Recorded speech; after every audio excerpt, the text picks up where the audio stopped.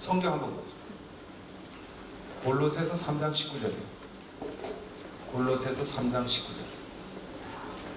성경이 있으면서도 안 찾는 사람은 이단으로 갈 가능성이 많습니다. 어디라 그랬지? 골로새서 3장 19절입니다. 3장 19절을 한 목소리로 읽어봅시다. 시작. 다시 한번. 남편들아, 제가 이단에 빠졌다가 거기서 죽인다고 해가지고 보험파에서는 안 하는 것이 몇 가지가 있어요. 일단 죄사함을 깨달아서 구원을 받았다. 그러면은 기도를 하지 말라고. 기도가 필요 없다. 새벽 기도는 특별히 필요 없다. 기도를 해라 해서는 안 된다. 그게 원신찬 유병원의 가르침입니다. 기도를 하지 말고, 회개하지 말고, 예배 드리지 말고. 형식적인 예배는 예수님께서 파괴해버렸다. 그래서 구원파에 없는 것이 기도와 예배입니다. 그러면은 저기 TV에서 토요일날 금수원에서 토요 예배를 드렸다 이렇게 보도하고 있지 않습니까? 그거는 잘못된 보도입니다. 구원파에는 예배가 없습니다. 그 사람들은 왜 모이는가? 교제하기 위해서 모일 뿐입니다. 그래서 토요 모임이란 말이 맞습니다. 토요 모임회를 가는 거지 예배 드리기 위해서 가는 적은 없습니다. 왜냐하면 구원파에는 예배 자체가 없기 때문에. 그러면 왜 그렇습니까? 하나님과는 잘못되어 있습니다. 하나님을 인격적인 대상으로 믿지를 않습니다. 하나님이 우리 아버지니까 우리는 기도하고 찬양하고 예배 드리지만 이단 구원파에는 하나님은 영이시다 해놓고서는 하나님이 인격이 아니니까 대화할 대상도 아니고 사랑하고 찬양할 대상은 아니라는 겁니다. 그러니까 이건 기독교가 아닙니다. 기도와 예배가 없는 것은 기독교가 아닙니다. 그래서 이용욱 집사님이 내가 오늘 간증을 하는데 간증을 받았어요. 다른 교회 다니다가 여기 오셨더라고. 근데 이단 구원파에 너무 실망을 해가지고 정통교회 와서 변화된 간증을 하셨더라고요. 확실히. 그래서 제가 이걸 읽어보고서 TV조선 아니면은 채널A나 딴 데 출연을 시켜가지고 본인 억울한 입장을 얘기를 해서 구원파에 문제가 있어서 거기 한때는 거기 심취했었는데 나왔다 하는 걸 분명히 밝혀드리려고 하는데 본인이 원치를 않습니다. 지금 현재로는 그렇습니다. 왜 그러냐 하니까 자기 잘 아는 사람들이 구원파에 많이 있는데 그 사람들을 건져내야 되는데 자기가 방송에 출연하면 그 사람들이 더 적대시하게 되고 그렇게 돼서 그 사람들을 이렇게 건져내기가 어려울 것 같다. 오기가 그렇더라고요. 제 생각에는 그게 아니고 거기는 그렇게 잘못되어 있는데 전통교회로 오면 이렇게 좋은 것이 많다. 그걸 간증을 해가지고 저 사람들이 나오도록 좀 자극을 줬으면 좋겠다 하고 설득을 제가 하려고 합니다. 여러분들 저 2번을 보세요. 2번. 숨기는 가정의 특징입니다. 이제 성경에는 안 나오는 말인데요.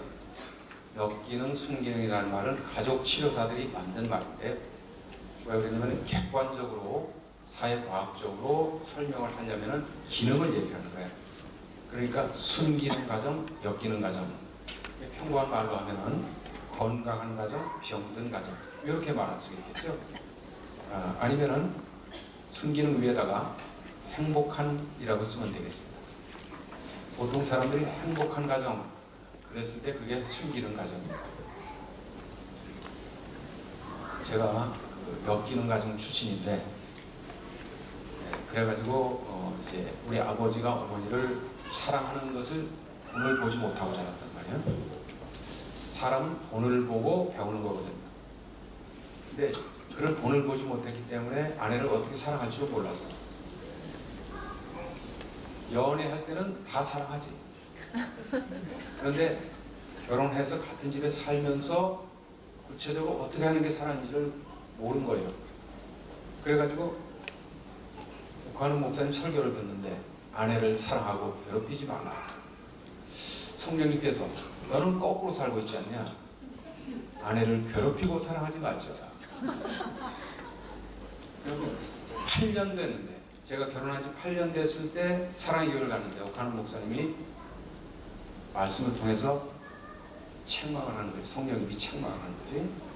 내가 아내를 사랑하라고 짝을 지어줬는데 네가 매일같이 스트레스 주고 불행하고 소리 지르고 괴롭히고 네가 아내를 괴롭힌 것밖에 뭐가 있느냐. 정신이 번쩍 들더라고. 나는 몰라서 진단을 못했습니다. 제가 처음 만났을 때는 건강하고 명랑하고 밝고 그래서 결혼한 거예요. 그런데 8년 지나고 보니까 우울증 환자가 돼 있고 뼈만 남았고 소화는 안 되고 혈압은 올라서 편두통. 아내가 망가져 있는 것만. 그런데 하나님 말씀에 아내를 사랑하고 괴롭게 하지 말라. 거꾸로 사는 거예요. 아내를 괴롭히고 사랑하지 못했구나. 그래서 제가 죄인인 걸 알았어요. 자, 이단에서 말하는 죄와 정통교회에서 말하는 죄가 다르다. 받아쓰겠습니다. 오늘도 참 여주봉 목사님이 굉장히 중요한 얘기를 하는데 이단에서는 죄를 받았습니다. 존재론적으로 이해한다. 이단에서는 죄를 물질처럼 취급을 해요. 존재론적으로 이해를 한단 말이에요. 그래서 박옥수나 유경원이나 똑같이 죄 덩어리라는 말을 씁니다. 죄의 덩어리라는 거예요. 죄 덩어리. 그러니까 사람을 갖다가 존재론적으로 이해하는 죄를. 그래서 사람 자체가 죄인, 죄 덩어리다 이렇게 말합니다. 무슨 물질이나 되는 것처럼 죄가 물질인 것처럼 취급을 합니다. 그러니까 따라서 예수님께서 죄인을 위해서 죽으심으로 말미암아 죄인이 의인이 된다. 존재론적으로. 그래서 의인 덩어리가 된다는 거예요. 죄인이 의인 덩어리가 되는 거예요. 그러니까 구원파에서 죄사함을 깨달으면 의인 덩어리가 되었어. 죄가 없어. 의인이 됐다고 확신을 심어줘. 당신이 이제 예수님 때문에 의인이다. 예? 그러니까 그 다음부터는 거짓말을 하거나 간음을 하거나 도둑질하거나 사람을 죽여도 죄가 아니란 말이야. 왜? 의인이 하는 것은 죄가 아니라는 거야. 영혼이 구원을 받았으니까 의인 덩어리가 됐으니까 육신으로 몸으로 하는 것은 영혼 구원에 영향을 미치지 않는다. 잘못된 신학이죠. 이건 기독교가 아니죠. 그러니까 의인이라는 확신을 심어주고 구원받았다는 확신을 심어줘 놓고서는 반대로 살라는 거예요. 왜냐하면 무엇을 하든지 죄는 죄가 아니니까. 얼마나 무서운 겁니까? 잘못된 신학, 다른 교. 그런데 우리 정통교회에서는 죄를 받았어요. 아는 척하지 말고 받았어요. 이단에서는 존재론적으로 이해한다. 우리 정통교회에서는 죄를 관계론적으로 이해한다. 아까 여주봉 목사님이 관계론적이라는 말을 썼어요. 관계적으로 이해를 합니다. 관계적으로. 죄를 관계적으로 이해한다는 말은 하나님과 나의 관계, 부부 관계, 이 관계에서 상대방의 마음을 아프게 한 것이 죄다. 구원파에는 그런 관념이 전혀 없단 말이에요. 하나님께 반발하고 반항하고 하나님 마음 아프게 하고 우상을 숭배, 하나님만 사랑해야 되는데 돈을 사랑하고 물질을 사랑, 딴 거를 사랑해가지고 하나님 마음을 아프게 하는 것이 죄다. 그래서 내가 이제 죄인이라는 거를 구원파에서 있을 때도 죄인이라는 걸 알았는데 그때는 내가 아담 안에서 죄인이 돼 죄 덩어리다 이렇게 이해를 했습니다. 그러니까 이단에서는 원죄만 강조합니다. 이단에서는 원죄를 강조하는데 우리 정통교회에서는 받았습니다. 자범죄를 중요시 여깁니다. 정통교회에서는 내가 죄인, 아담이 죄인이 아니고 내가 죄를 졌단 말이에요. 내가 아내를 괴롭혔어. 내가 아내를 괴롭힌 게 죄란 말이에요. 왜? 하나님 형상대로 지음받은 아내의 마음을 나쁘게 했어. 그래서 내가 죄인이라는 걸 알았어. 관계론적으로 죄인이란 말이에요. 네? 그러니까 하나님 마음을 아프게 했으니까 죄책감을 느끼는 거지. 막 수치심을 느끼고. 순간적으로 난 그런 생각했어요. 그때 나 같으면 안 태어났으면 차라리 좋았을 텐데. 내가 죄인이라는 걸 갖다가 아내를 괴롭힌 사람이라는 걸 알게 되니까 그렇더라고. 그래가지고 제가 막 그냥 통회하면서 하나님 아버지 내가 몰라서 그랬습니다. 그래가지고 막 울면서 예수님 앞에 나왔어요. 용서하는 사랑에 감동받아가지고 예수님 앞에 나오면은 다 사하고 모든 죄 사함받아 새로 시작할 수 있다. 얼마나 감동이 됩니까? 그래서 예수님 앞에 회개하고 나와서 그날 저녁에 아내한테 무릎을 꿇고 빌었어요. 아내가 저 식탁에 앉아있는데 이제 땅바닥에 무릎을 꿇었어요. 내가 몰라서 그랬다고. 당신 수없이 괴롭혔는데 이제는 하나님 말씀 배워가지고 사랑할 거라고. 당신 아프게 하고 괴롭혔는데 이제부터 사랑할 거라고. 아, 그래도 제가 변화된 모습을 보이니까요. 아내가 한 달이 못 가가지고 위장병 완치됐죠. 혈압이 내려갔죠. 모든 병이 완치된 것을 믿으시면 남편이 회개해가지고 사랑을 하니까 제 아내가 그냥 완전히 치유가 됐어. 그래가지고 지금 30년이 흐르는 동안에 치과에 몇 번 가는데 그건 내 책임이 아닙니다. 자기가 시설질 안 해가지고 내가 그거 이외에는 병원에 갈 일이 없는 거예요. 사랑을 해주니까. 그래가지고 제 아내가 툭하면 하는 소리가 정동섭이 변화된 것을 보면은 이 홍해가 갈라지는 것만 기적이 아니고 정동섭이 변화된 게 기적이야. 그 이전에 얼마나 완악했으면 그렇게 변화를 했어. 그런데 변화가 일어나가지고 세상에 이렇게 인격적이고 사랑이 많은 남편이 세상에 어디 있겠느냐. 그래가지고 근데 죽어도 연이 없다는 거야 이제. 그래서 오늘 아침에도 죽지 말라고 말리고 왔어요. 여러분, 그래서 이단에 빠지면 가정이 무너지는데 정통 교회에 와서 예수님의 제자가 되잖아요. 그러면 여자도 남자도 사랑하는 법을 배워서 내가 너희를 사랑하는 것처럼 너희도 서로 사랑해라. 우리가 그러면 여기 한번 보세요. 2번에 보겠습니다. 2번에 숨기는 가정의 특징에서 1번 명확하게 설정된 세계관을 공유하고 있다. 자, 행복한 가정의 공통점을 보니까 옆에다 씁니다. 건전한 신앙을 공유하고 있다. 그러니까 행복한 가정의 공통점은 모든 식구들이 같은 교회를 다닌다는 거예요. 같은 교회를 다닌다고 행복한 건 아니지. 모든 식구가 다 구원파에 빠졌어요. 그럼 불행해지는 거예요. 그죠? 건전한 신앙, 바른 교훈을 가르치는 교회에 같이 다닌다는 거예요. 행복한 가정은 반드시 종교와 신앙이 있는데 그것이 하등 종교가 아니고 고등 종교 생활을 하고 있다. 건전한 신앙생활을 함께하고 있다. 즉 받았습니다. 삶의 목적과 의미가 일치하고 있다는 거예요. 행복한 가정에는 사는 목적이 하나가 돼 있어. 하나님 영광을 위해서, 하나님을 기쁘게 하기 위해서.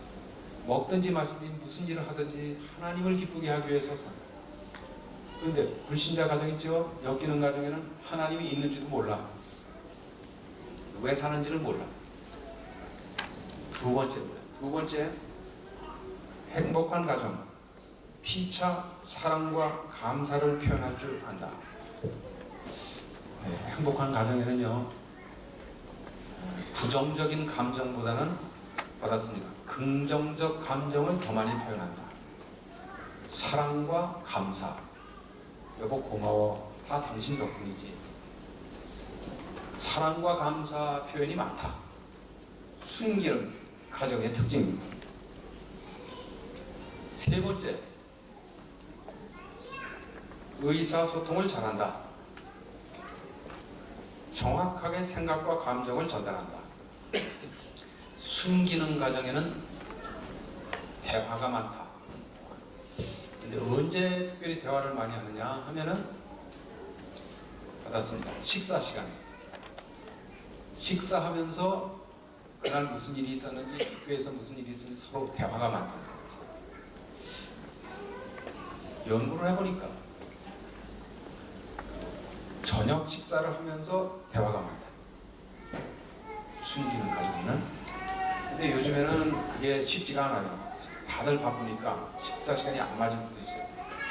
그러나 하여간 행복한 가정에는 커뮤니케이션, 의사소통이 많은데 특별히 행복한 부부 사이에는 받았습니다. 감정을 나누는 대화를 많이 한다고. 생각을 나누는 게 아니라 감정을 나누는 대화를 많이 하는 가정이 행복하대요. 그러니까 감정이라고 하는 거는 미안해 여보, 감정이죠. 고마워, 뭐가 뭐 쓰레기 버려줘서 고마워, 이런 감사, 미안함, 감정이죠. 다 사랑해요, 걱정이 돼요, 이게 다 불안이지만 감정이죠. 감정을 나누는 대화를 많이 하는 가정이 행복하다 그랬습니다. 네 번째, 다양한 일을 함께 하면서 가족이 시간을 함께 보내는 것을 선택한다. 미리 계획할 수도 있고 즉흥적일 수도 있다. 함께 하는 시간이 많다. 행복한 가정에는 함께 하는 시간이 많다. 그래서 어떤 사람이 그러더라고요. 세상에서 가장 불행한 부부는 남편이 원양어선을 타는 경우. 그렇습니다. 실제로 제가 부산에 가서 세미나를 하는데 그러더라고요. 남편이 원양어선을 타가지고 6개월에 한 번, 2년에 한 번 온다. 돈을 많이 벌면 무슨 의미가 있어? 함께하는 시간이 절대 부족합니다. 그러니까 여러분들은 행복한 것을 믿으시길 바랍니다. 저기 부부가 함께 참석하신 분 한번 손 들어봐. 부부가 함께 오신 분. 이분들은 행복한 사람들이죠. 혼자 오신 분들 한번 손 들어봐. 혼자. 이게 별거 중입니까?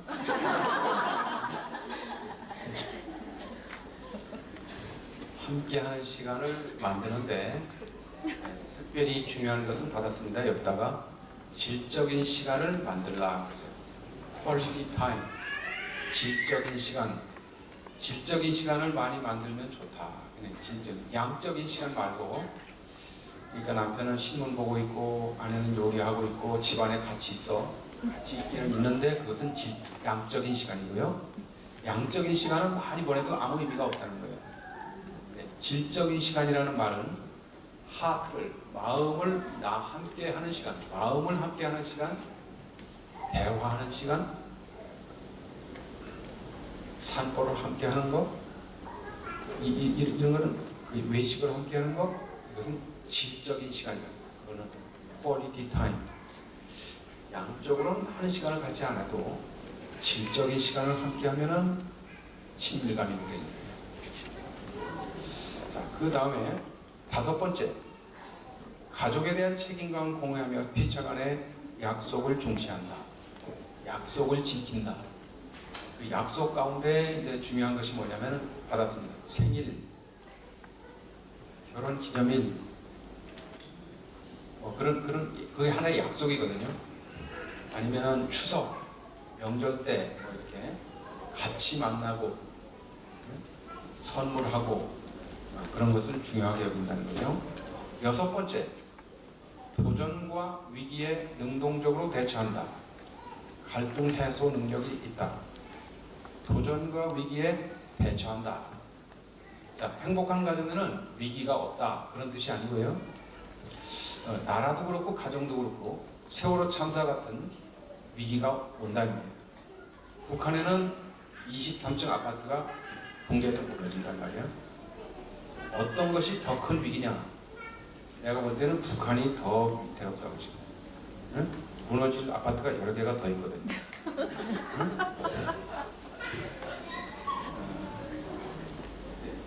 위기는 말레이시아 비행기가 추락하는 위기, 계속 위기는 전 세계에 계속 도착해요. 가정도 마찬가지죠. 그죠? 가정에도 재정적인 위기, 교통사고의 위기, 여러 가지 위기가 다 옵니다. 그런데 그 위기에 대처하는 능력이 있는 가정은 숨기는 가정이고, 대처를 못하면은 엮이는 가정이 되는 것이죠. 그래서 이 위기 대처 능력을 뭐라고 하냐면 오른쪽에 보세요. 갈등 해소 능력이다 이렇게 했어요. 이거를 다른 말로 하면은 받았습니다. 분노 처리 기술이 있다. 화가 날 때 그걸 어떻게 하는지, 화가 날 때 그 대화로 다 처리하고 미안하다고 그러고 괜찮다고 그러고 그 하는 방법이 안단 말이야. 근데 엮이는 가정에서는 목소리 놓고 싸우다가 그냥 갈라서 버리는 거예요. 네. 그래서 저는 참 감사한 것이 우리 집에도 위기가 많았어요. 근데 위기를 대처하는 기술을 배운 거예요. 제가 미국 대사 통역을 하다가 예수님을 만났어요. 사회적으로 성공했어요. 왜 30대 젊은 나이에 글라시킨 대사 통역을 했습니까? 못 믿겠다는 겁니까? 그러는데 집에만 들어가면 싸우는 거야.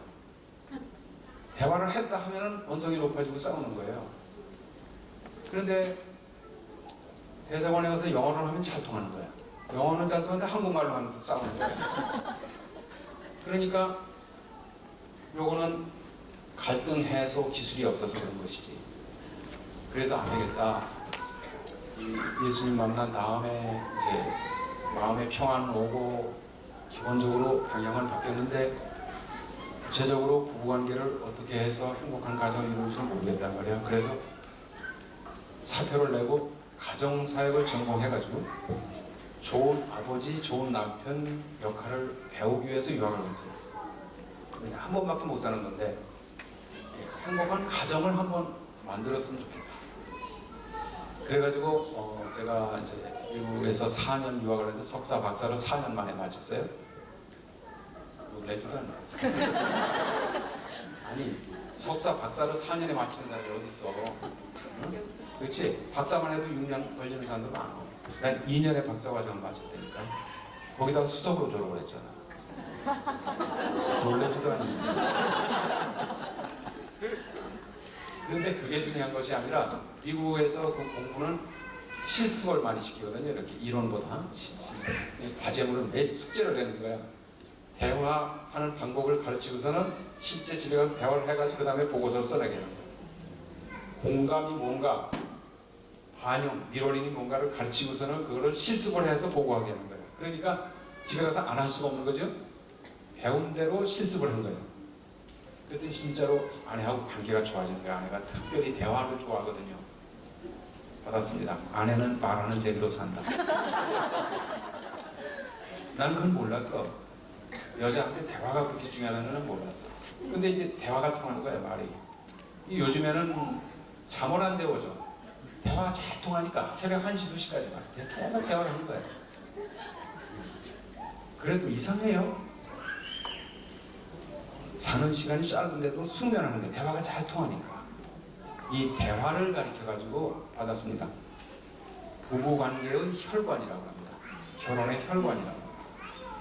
네, 대화가 잘 통하면 이게 혈관이 피가 잘 돌아가는 것 같은 거예요. 그래서 오늘 후반부에 대화하는 기술을 가르쳐줘요. 대화를 어떻게 해야 되는지를 실습을 시키려고 그러는데 문제는 남편이 안 하는 거예요.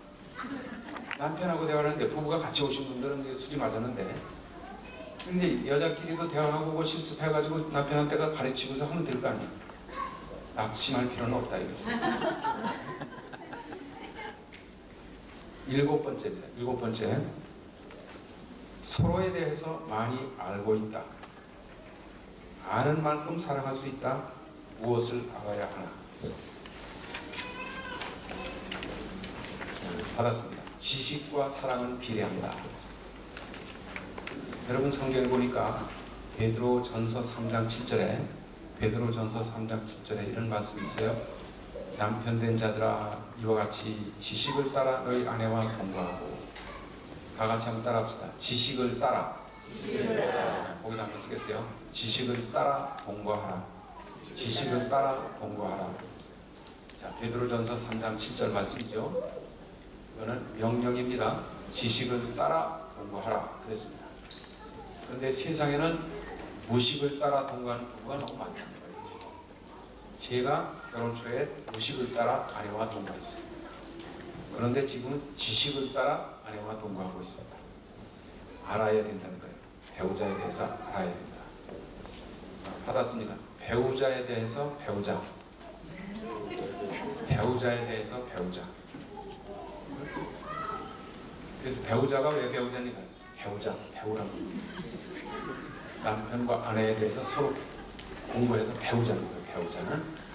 그래서 무엇을 알아야 하나 그래가지고 맨 뒤에 보면요, 오늘 나눠드리는 것에서 11페이지 맨 뒤에 장을 보면요, 사랑의 지도 설문지라는 게 나옵니다. 교회에서 제가 처음 공개하는 건데요, 사랑의 지도라는 말은 존 가트만이 만든 말인데, 맨 위에를 보겠습니다. 여기 감정 지수, 여기 안경 쓴 자매님 한번 읽어주실래요? 감정 지수, EQ가 높은 부부는 서로의 세계에 대하여 친숙하다. 존 가트너 박사는 배우자의 생활에 대하여 모든 적절한 정보를 저장하고 있는 당신의 두뇌 부위를 사랑의 지도라고 부른다. 다음 질문에 솔직한 대답을 하므로 당신은 현재 당신의 사랑의 지도의 질에 대한 감각을 얻을 수 있을 것이다. 행복한 결혼으로 가는 이 첫 번째 원리에서 당신의 결혼이 어떻게 진행되고 있는지를 정확하게 판별하기 위해서 당신 부부는 둘 다 다음 문항들을 완성해야 한다. 다음 각 진술문을 읽고 동의하면 O, 그렇지 않으면 엑시토를 하라. 지금부터 요거 5분 시간을 드릴 테니까 이걸 하고서 지금 하고 10분 동안 쉬었다가 계속하겠습니다. 지금 1번부터 내가 동의하면은 0표, 아니면은 X표. 문제는 20문제입니다.